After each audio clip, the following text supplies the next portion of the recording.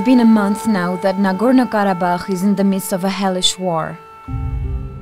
On the morning of September 27, residents of Stepanakert woke up to an unusual and thunderous noise. Azerbaijan just attacked the capital of Nagorno-Karabakh with missiles. After 2 days of hesitation, a group from our team hit the road. From Yerevan in Armenia to Stepanakert in Artsakh, which is what Armenians call Nagorno-Karabakh. Other cities of the regions are the object of shellings besides Stepanakert. Martuni, Martakert, Hadrut, Askeran are also under fire. Despite the danger, the capital was mobilized. All those who were not at the front line were gathered to bring them help. In a local food court, the women of Stepanakert got on with their jobs, preparing salads, soups and sandwiches for everyone and for free. The dining hall became the place where we journalists and the military discussed the situation. In Hadrut, the situation was tense. The city was almost deserted since the first strikes on the city.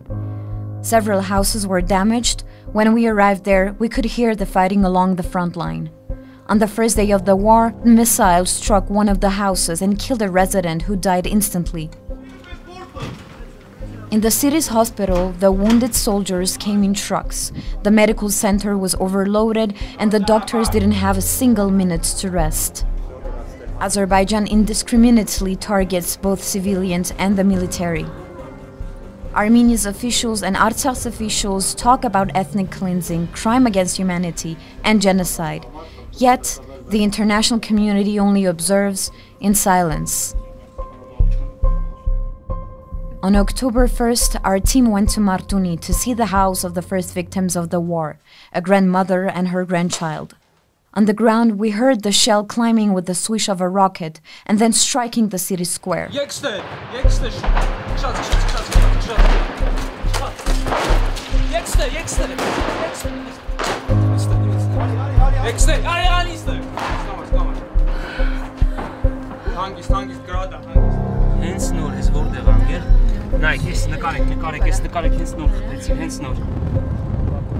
By luck, we could escape. This was not the case for our French colleagues from the Le Monde newspaper. Alain Caval and Raphaël Yagobzadeh were heavily injured by multiple rocket launchers. Their driver, a young man of 20-year-old, died with fragments of shells pushed in his flesh. The next day, we went to Martuni again. Despite imminent danger, women prepare 100 to 150 pieces of bread every day to feed the soldiers on the front line. For the villages, there is no alternative. They have to protect their land.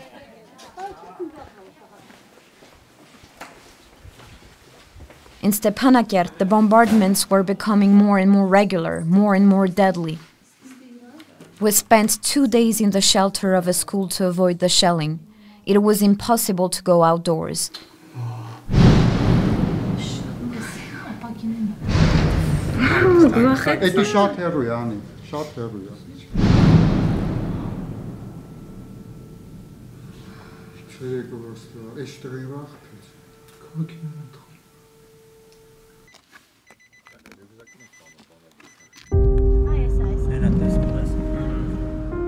The offensive against civilians was launched and hasn't stopped yet. In 30 days, the civilian infrastructures, including schools, kindergartens, and houses, were destroyed. More than 40 civilians died, and 116 others were wounded. Most of the weapons used by Azerbaijan are banned by conventions under international law.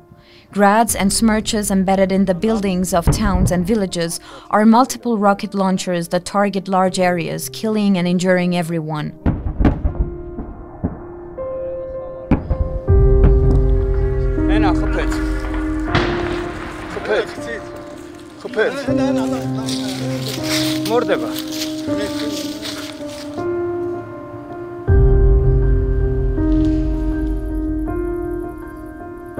In only 1 month, Stepanakert has lost its splendor.